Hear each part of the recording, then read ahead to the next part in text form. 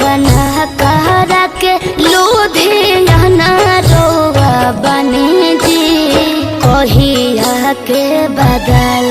चुकावत रउआ बनी जी कहिया के बदला बुझ मजबूरी यही से बोला जानी रानी जी बुझ मजबूरी यही से बोला जानी रानी जी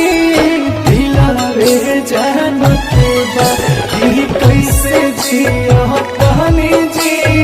दिलावे जानत बा कि कैसे जिया कहानी